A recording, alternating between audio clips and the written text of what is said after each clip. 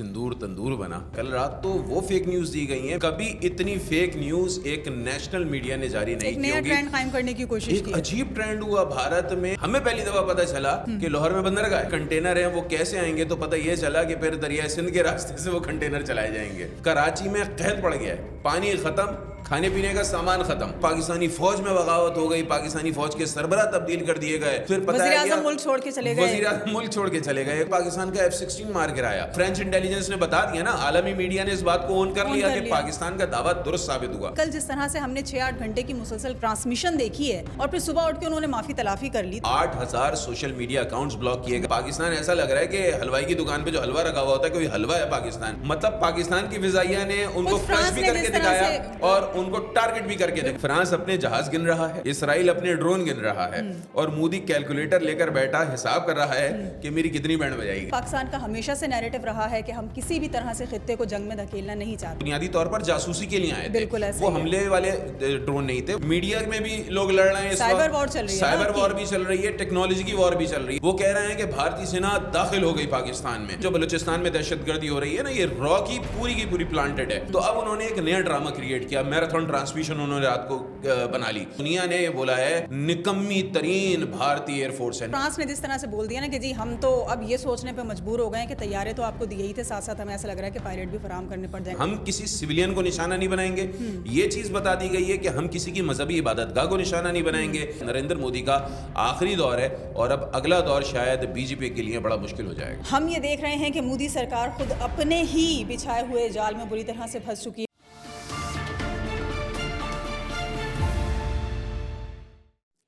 अस्सलाम वालेकुम, आप देख रहे हैं एंगल 360, एक ऐसा प्लेटफॉर्म जहां खबरों के पर्दे हटाए जाते हैं, साजिशों के धागे खोले जाते हैं और झूठ को बेनकाब किया जाता है।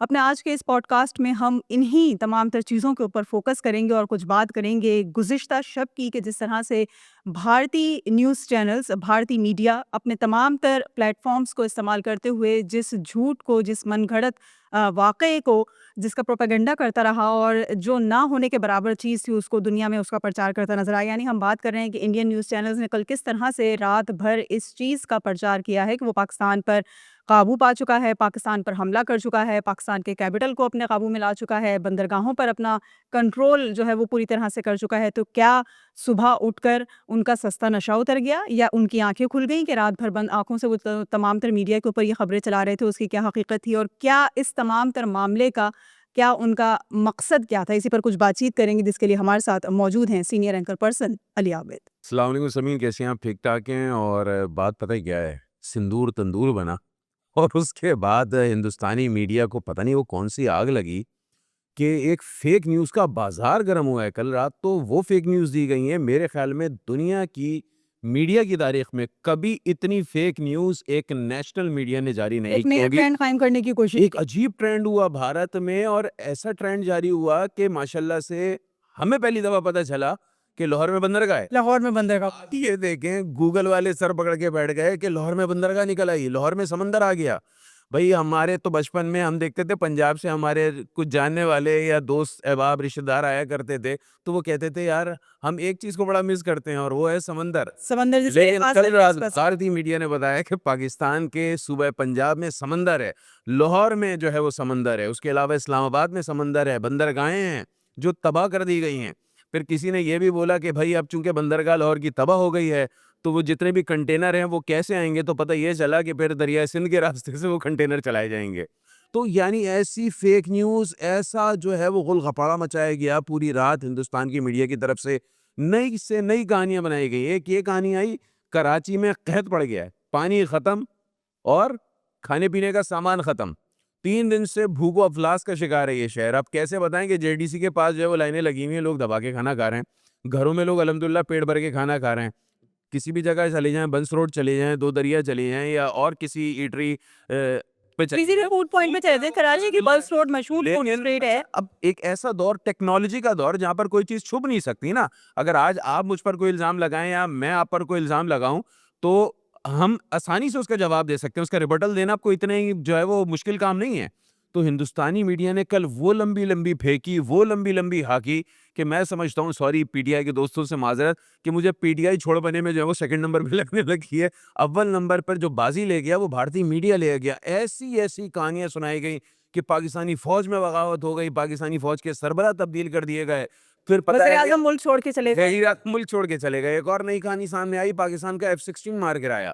अल्लाह के बंदो, 2019 में भी मुँह काला किया था तुम लोगों ने। 2019 में भी तुमने ये दावा किया था कि एक F-16 तुमने मार गिराया है। जिसके बाद अमेरिका ने बता दिया नहीं, गिनती पूरी है, पाकिस्तान को जितने F-16 दिए थे वो पूरे के पूरे हैं, क्योंकि कोड वर्ड होता है ना, कोड नेम होते हैं हर तैयारे के। और फिर जो एक सिस्टम लगा हुआ होता है F-16 के अंदर, वो अमेरिका को पता है, अगर कोई भी मुल्क को देता है F-16, अगर तबाह हो जाता है, तो वो अमेरिका के इल्म में आ जाता है कि वो तबाह हो गया। जिस तरीके से मेराज तैयारा अगर कभी तबाह होता है, या अभी रिसेंटली राफेल तैयारे जो तबाह किए गए हैं पाकिस्तान की जानिब से, अब फ्रेंच इंटेलिजेंस ने बता दिया ना, आलमी मीडिया ने इस बात को ओन कर लिया कि पाकिस्तान का दावा दुरुस्त साबित हुआ। अच्छा, एक और चीज़, कल जब इंडियन ऑफिशियल्स बैठे, उनसे सवाल हुए, मुसलसल तवातुर के साथ सवाल हुए कि भाई आपने अगर पाकिस्तान का तैयारा गिराया है, तो जिस पायलट को पकड़ा है या किसी पाकिस्तानी फौजी को पकड़ा है, तो उसको सामने क्यों नहीं लाते? तो उन्होंने कहा हम बाद में बताएंगे। फिर ये बताया कि उसका मलबा कहाँ है, बाद में बताएंगे। अच्छा, बोला गया राफेल तैयारे की तबाही के हवाले से अब इंटरनेशनल मीडिया भी बार-बार कह रहा है, तो आप लोग इस पर क्या कहेंगे? बोला बाद में तो बताएंगे। इसका मौका नहीं है, अभी मौका हर चीज़ बाद में ही बताएँगे, तो उस वक़्त लुच तलने के लिए बैठे थे क्या? सही। तो यही बात है ना कि कल हमने जिस तरह से देखा कि वो तमाम तर न्यूज़ चैनल्स, अच्छा इससे पहले तो हम ये देखते थे कि जी आपके पास जो मिस इन्फॉर्मेशन का तमाम तर सोशल मीडिया के ऊपर बाज़ार गर्म रहता है, लोगों को फेक न्यूज़ से जो है वो गुमराह किया जा रहा होता है कि ऐसा हो गया, वैसा हो गया। वो डिजिटल प्लेटफ़ॉर्म से हट के जब हमने देखा कि आपका जो नेशनल मीडिया था, जो भारत का एक जिसको कहा जाता है कि जी ट्रेडिशनल मीडिया है, उसके ऊपर बढ़कें ज़रूर मारी जाती रही हैं। लेकिन कल जिस तरह से हमने 6-8 घंटे की मुसलसल कंटिन्यू ट्रांसमिशन देखी है और फिर सुबह उठ के उन्होंने माफ़ी-तलाफ़ी कर ली। तो क्या इनको वही जिस तरह गोदी मीडिया कहा जाता है कि जी मोदी सरकार की तरफ से कुछ ख़ास इंस्ट्रक्शंस थी, कोई इसके पीछे प्लानिंग्स थी कि जी ऐसा करके साइकोलॉजिकली पाकिस्तानी अवाम को जो है वो हम कंट्रोल कर लें, और शायद वो ये समझ रहे थे कि हमारी खबरें देखकर लोग सच समझ बैठेंगे कि सही। वाक़ई ऐसा हुआ होगा। तो ये सारी चीज़ें उनकी अच्छा, मुझे बज़ाहिर ये लगता है कि कल जैसे ही इंटरनेशनल मीडिया ने राफेल तैयारे की तबाही के हवाले से न्यूज़ जारी करना शुरू कर दी, उसके बाद हमने देखा कि 8,000 सोशल मीडिया अकाउंट्स ब्लॉक किए गए भारतीयों के। मतलब भारतीय हुकूमत ने, मोदी सरकार ने अपनी गोदी मीडिया को बचाने के लिए, उसका झूठ छुपाने के लिए, जो वहाँ के दीगर लोग थे, जो जर्नलिस्ट थे, जो बिल्कुल सही खबरें देते हैं, उनके जो है वो 8,000 से ज़ायद अकाउंट्स अच्छा, ब्लॉक उसकी एक किए। वजह ये भी थी ना कि उन्होंने अपनी उन टाइमलाइन्स के ऊपर इस चीज़ को मेंशन करना शुरू कर दिया था कि हम तो खुद हैरत ज़दा हैं कि हमारे मीडिया को हुआ क्या है कि इतनी फ़ॉल्स न्यूज़ को वो इतना ये तो प्रोपेगेंडा लेकिन ये तो वो तो फिर बात सी बात है ना, पहले जब इन्होंने 8,000 अकाउंट्स ब्लॉक किए थे, वो दिन के टाइम पे करना शुरू कर दिए थे, क्योंकि बीबीसी हो गया, सीएनएन हो गया, फॉक्स न्यूज़ हो गया, या दीगर जो इंटरनेशनल जरीदे हैं, उन्होंने खबरें लगानी शुरू कर दी थी कि पाकिस्तान का मौक़िफ़ दुरुस्त है, ठीक है? उसके बाद उन्होंने सबसे पहले ये ब्लॉक किया। दूसरा काम उन्होंने शाम से क्या शुरू किया कि एक मैराथन ट्रांसमिशन स्टार्ट कर दी। अच्छा, आपने एक वो मैराथन ट्रांसमिशन में देखा जिसमें 8 विंडो बनी हुई हैं, जिसमें वो तज्ज़ियाकार हाँ, बिठाए एक गौरव आर्यन नाम, मेजर गौरव आर्यन नामी भी बंदा बैठा हुआ था। तो उसके अलावा और पता नहीं और कौन-कौन से ना चेले-चमाटे बैठे हुए थे उनके। वो कह रहे हैं कि भारतीय सेना दाखिल हो गई पाकिस्तान में। ये इतने मरकज़ तबाह कर दिए गए। अच्छा, एक और लंबी छोड़ी गई कि वो बलूचिस्तान में जो है वो बलोच अस्करियत पसंद भी अब आ गए हैं। उन्होंने कंट्रोल ये कर लिया। कम से कम अल्हम्दुलिल्लाह उन्होंने ओनरशिप ले ली। बलोच अस्करियत पसंदों की भारतीय मीडिया ने इस चीज़ से ये कंफर्म हो गया। ओनरशिप भी ले ली कि भाई वो उन्हीं के बंदे। तो जो हमारा दावा है, और हमारा इस हवाले से मुसलसल आलमी बिरादरी से एक सवाल है कि भाई ये जो बलूचिस्तान में दहशतगर्दी हो रही है ना, ये रॉ की पूरी प्लांटेड है, और उन्हीं के पैसों से ये सारा कुछ काम हो रहा है, तो ये बात भी तस्दीक शुदा हो गई। अच्छा, अब उन्होंने पूरा का पूरा एक ड्रामा रचाया। वो ड्रामा इसलिए रचाया क्योंकि हिंदुस्तानी अवाम सवाल करने वाली थी कि ये जो राफेल तैयारे के हवाले से पाकिस्तान का दावा है, वो तो आलमी बिरादरी ने अब कबूल कर लिया, इंटरनेशनल मीडिया उसको मान रहा है। तो अब उन्होंने कहा कि यार ये सवाल ना है, मोदी ने कहा कि अपनी किस तरीके से बचाओ भाई, गिरती हुई इज्जत, सही है ना? वो कहते हैं ना कि एक धक्का और दो गिरती हुई दीवार को, तो वो धक्का देने जा रही थी भारतीय अवाम।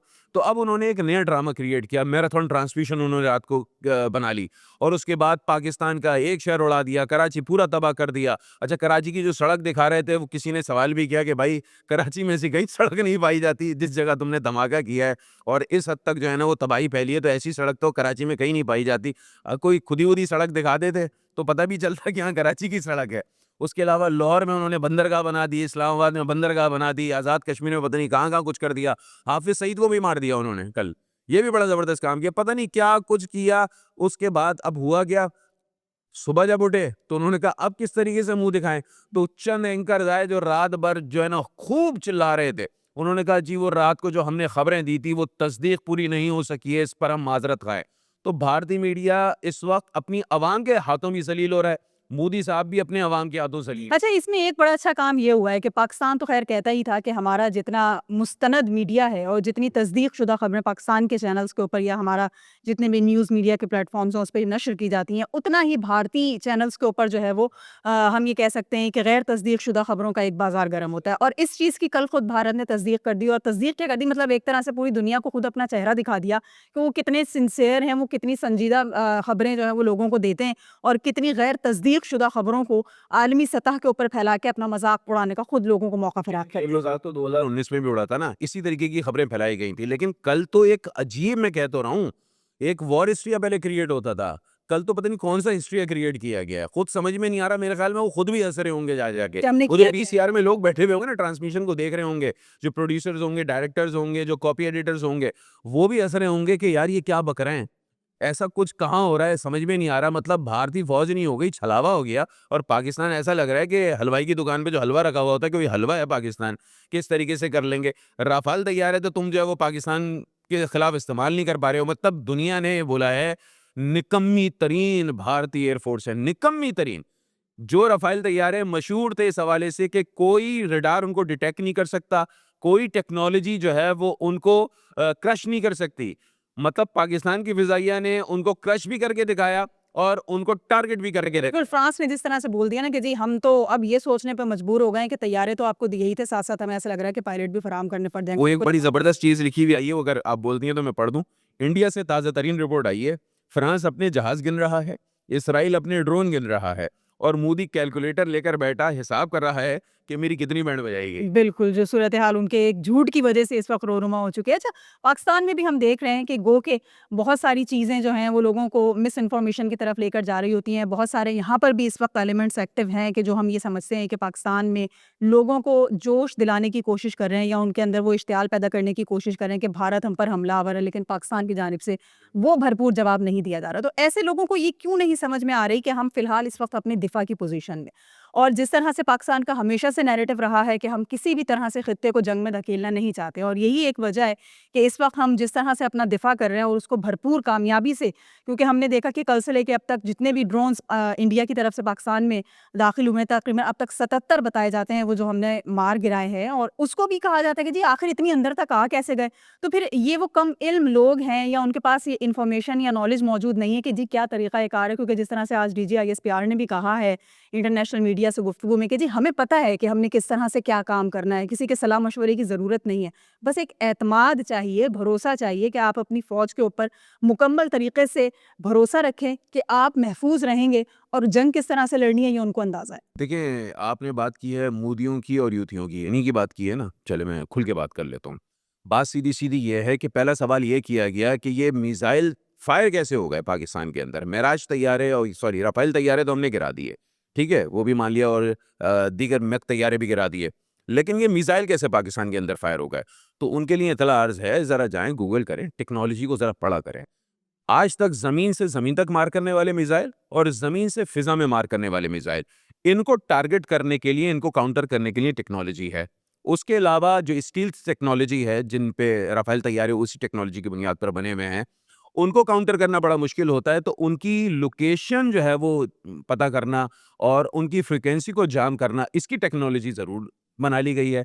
लेकिन जब कोई तैयारा मिसाइल फायर कर देता है, तो उसके लिए मुश्किल इंटरसेप्ट से करने के लिए उसको कुछ वक़्त सैर लगता करने है। के लिए आज तक कोई टेक्नोलॉजी ही नहीं बनी है, हुँ, क्योंकि वो 30 से 40 सेकंड के अंदर-अंदर अपने टारगेट को अचीव कर लेते हैं। सही। आप कम से कम ये देखें, और ये खुद हिंदुस्तान भी मान रहा है और इंटरनेशनल मीडिया और ये की रिपोर्ट। टेक्नोलॉजी खुद इंडिया में भी नहीं है अभी। नहीं, ये तो चलो एक अलग बात हो गई सा।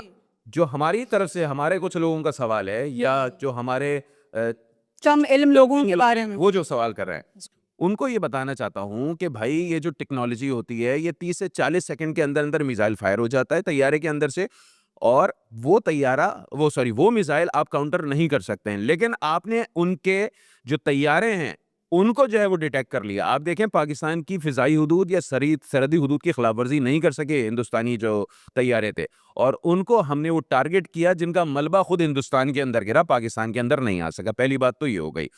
अब दूसरा सवाल आपने ये किया, क्या किया था हमने? कि जी हम उनके ड्रोन्स को इतनी अंदर तक आने की परमिशन अच्छा, आप कैसे ड्रोन दें? की बात कर लें। ये जो इसराइली साख्ता ड्रोन इस्तेमाल किए जा रहे हैं, ये बहुत निचली परवाज़ करते हैं। निचली परवाज़ जो तैयारे करते हैं, जो ड्रोन करते हैं, उनको सैटेलाइट के ज़रिए डिटेक्ट करना बड़ा मुश्किल होता है, रडार के ज़रिए डिटेक्ट करना बड़ा लेकिन मुश्किल हमारे होता पास है। ये टेक्नोलॉजी है। ऑरिजिन से ऐसे ये रही है ना, उनको उनको टारगेट रडार कर लिया गया, बिल्कुल। उनको टारगेट कर लिया गया, ऐसा नहीं हुआ। अच्छा, वो ज़्यादा वो ना बुनियादी तौर पर जासूसी के लिए आए थे। वो हमले वाले ड्रोन नहीं थे, वो जासूसी के लिए आए थे। अगर हम उनको अपने रडार से डिटेक्ट कर रहे होते तो उसकी भी जो एक्नॉलेजमेंट होती है ना, वो जारी होती है। कि कहाँ ये से कोई इतना लोकेशन आसान को काम नहीं है। बिल्कुल, ये बिल्कुल। टेक्नोलॉजी की वॉरफेयर भी है भाई, सिर्फ और सिर्फ जमीनी फौज नहीं लड़ रही होती, मीडिया में भी लोग लड़ रहे हैं इस वक्त, साइबर वॉर भी चल रही है, टेक्नोलॉजी की वॉर भी चल रही है। तो ये इतना कोई आसान काम नहीं होता। और जैसे कि आपने कहा कि एक सवाल ये भी मुतवातिर किया जा रहा है कि पाकिस्तान जवाब क्यों नहीं दे रहा। पाकिस्तान ने अभी हमले का जवाब दिया है, दिफा किया है, दिफा करके जवाब रिटेलिएट कर रहे हैं। अब अभी तो हमने आंसर देना है। अक़वाम मुत्तहिदा का चार्टर है, उसका जो आर्टिकल 51 जो हमें इजाजत देता है कि हम नीलम पर जो हमला हुआ है उसका हम बदला लेंगे, वो बदला लेने के हवाले से DGISPR और हुकूमत पाकिस्तान ने क्या कहा है कि मुनासिब वक्त का तयन हम करेंगे, उसके अलावा मकाम का तयन हम करेंगे और भरपूर जवाब दिया जाएगा। ये नहीं बोला कि नहीं दिया। और उसके लिए किसी खबरों की जरूरत भी नहीं पड़ेगी कि जी पाकिस्तान ने जवाब दे दिया। वो कहना वो जवाब जो दिया जाएगा वो खुद एक सबके सामने आ जाएगा। तो ये लेकिन ये यकीन दिलाया पाकिस्तानी अवाम को कि जल्द दिया जाएगा। जल्द दिया और आप देखिए ना कि हुजम के हिसाब से हमारी फौज हिंदुस्तान की फौज से कम है, हमारे पास तैयारों की तादाद हिंदुस्तान के तैयारों से कम है, एमुनेशंस की तादाद हमारे पास कम है, मईशत हमारी हिंदुस्तान से कम है, वॉल्यूम हमारा हिंदुस्तान से कम है। लेकिन उसके बावजूद भी अगर हिंदुस्तान को खतरा किसी मुल्क से है, पूरी दुनिया को जो बताता है, तो वो पाकिस्तान से है। और आज तक पाकिस्तान का बाल भीगा नहीं कर सका, एक इंच जमीन पर कब्जा नहीं कर सका। सही। अच्छा, और फिर वो ये भी कि जो लोग बहुत जल्दबाजी में ये चाह रहे हैं ना कि जी बस हमें फौरन से पेशतर अपने तैयारे भारत में घुसा देने चाहिए, बम्बई हो, दिल्ली हो, जितने शहर हो, अमृतसर हो, सबको बराबर कर देना चाहिए। लेकिन वो ये नहीं सोच रहे कि अगर उनकी तरफ से जब जवाब आएगा तो फिर यहाँ पर बैठे हुए लोगों का जो नुकसान होगा उसकी जिम्मेदारी किसके ऊपर आयद की जाएगी। वो भी फिर इसी फौज को जिम्मेदार करार दिया जाएगा कि आपने अवामी जो तहफ़्फ़ुज़ है उसको मद्देनज़र नहीं रखा और जंग में पहल कर दिया। इस तरह की जो वही बात है कि जो जी शऊर लोग नहीं हैं वो इस तरह की बातें करते हुए लोगों को गुमराह करने की कोशिश करते हैं। लेकिन उनकी याद दहानी के लिए हम ये ज़रूर याद दिलाते चलें कि जब भारत ने मिसाइल अपने हमने ये देखा था कि तजुर्बात उसके किए थे और पाकिस्तान के ऊपर बड़ा प्रेशर आ रहा था नवाज शरीफ के दौर में कि जी हम क्यों खामोश बैठे हुए हैं, हम क्यों नहीं एटमी क़ुव्वत बन जाते, हमारे पास क्यों इस तरह की सलाहियत मौजूद नहीं है। तो उसमें भी कुछ वक्त लगा था और वो जो उसमें भी बेरहम ने 17 रेस धमाकों का जवाब 6 धमाकों से दिया था। एग्जैक्टली वो जो और 17 रोज़ा गैप था एग्जैक्टली उस दौरान भी कुछ इसी तरह की हम पर तनकीद के निश्तर चलते रहे। लेकिन फिर जो जवाब आया तो भरपूर जवाब आया। देखिए, ये कोई मोहल्ले की लड़ाई तो है नहीं कि एक बंदा आ गया और उसने जो है आके 2-3 फायर मार दिए तो सामने से भी बंदा निकल गया, उसने भी जवाबी फायर मार दिए। ये कोई ऐसा बच्चों का खेल नहीं होता। जब एक रियासत आप पर हमलावर होती है और आप उसको काउंटर करते हैं तो, और उसके बाद जब आप जवाबी हमला करने की अबली बनाते हैं तो उसमें थोड़ा वक्त लगता है। और उसमें ये सोचा जाता है कि फ़ायदा ज़्यादा से ज़्यादा हो, दुश्मन का नुकसान ज़्यादा से ज़्यादा हो और अपना नुकसान कम से कम हो या हो ही नहीं। तो आपको जब काउंटर स्ट्रेटजी बनाते हैं ना तो उसमें ज़रा टाइम लगता है। अब ये तो नहीं है ना कि पाकिस्तान की फ़ौज आगे बताएगी कि जी हमने हिंदुस्तान के ये शहर हैं, ये मकामात हैं, उनको काउंटर करने की तो वही बात होता है कि हाँ, अगर ये भारत चीज़ ज़रूर वोक कर रहा है ये चीज़ ज़रूर बता दी गई है कि हम किसी सिविलियन को निशाना नहीं बनाएंगे। ये चीज़ बता दी गई है कि हम किसी की मजहबी इबादतगाह को निशाना नहीं बनाएंगे। ये भी बात बता दी गई है कि हम औरतों और बच्चों को निशाना नहीं बनाएंगे। जो हिंदुस्तान के मीडिया ने कल फेक न्यूज़ फैलाई कि पाकिस्तान की फ़ौज ने मिसाइल फायर कर दिए, पाकिस्तान की फ़ौज ने जो है वो अपना शहरियों को शहीद किया है, सिखों को मारा है, ये जो बातें की गई कि अमृतसर में धमाका कर दिया, उधर मिसाइल फायर कर दिया, तो ये बात कैटेगोरिकली डिनाई कर दी गई है कि पाकिस्तान की तरफ से तो अभी ऐसा कुछ किया ही नहीं गया। ये टोटल फेक खबरें। और ये फेक खबरें कौन फैला रहा है? वो गोदी मीडिया मोदी की ईमा पर फैला रहा है। क्यों? क्योंकि मोदी अब बहुत तेजी से भारत के अंदर अपनी हिमायत खोते जा रहे हैं। जिस बुनियाद पर उन्होंने अपनी हिमायत गेन की थी वो 2 बुनियादें थी। एक कि मैं इकोनॉमी को शानदार करूंगा, दूसरा मैं पाकिस्तान को जो है वो सफ़े हस्ती से मिटा दूंगा। यही उनकी बातें थी ना। आप देख लें कि वो भारतीय इकोनॉमी को बढ़ावा देने में कामयाब तो रहे हैं, लेकिन आज भी भारत की 25% आबादी सतह ग़ुर्बत से नीचे ज़िंदगी बसर कर रही है। तो जितनी भड़कियाँ थीं, जितनी बातें थीं, अब वो भी तक़रीबन जो है वो ज़मीन-बोस होती जा रही हैं और जैसे कि हम अब ये बात कर रहे हैं, खुद हिंदुस्तान में भी आवाज़ें उठना शुरू हो गई हैं कि ये शायद नरेंद्र मोदी का आखिरी दौर है और अब अगला दौर शायद बीजेपी के लिए बड़ा मुश्किल हो जाएगा। बिल्कुल, अगला दौर बीजेपी के लिए बड़ा मुश्किल हो जाएगा और इस वक़्त जिस तरह से हम ये देख रहे हैं कि मोदी सरकार खुद अपने ही बिछाए हुए जाल में बुरी तरह से फँस चुकी है और उससे बाहर किस तरह से निकला जाएगा, दुनिया भर में जो घसाई का सबब बन रहा है इस वक़्त नरेंद्र मोदी का, उसको किस तरह से टेक ओवर किया जाए, किस तरह से सूरत-ए-हाल के ऊपर काबू पाया जाए कि जो मोदी सरकार का झूठ है उसका कुछ पर्दा रह जाए, लेकिन ऐसा होता मुमकिन नज़र नहीं आ रहा। आज के लिए इतना ही, मुझे और अली आबिद को इजाज़त दीजिए। अल्लाह हाफ़िज़।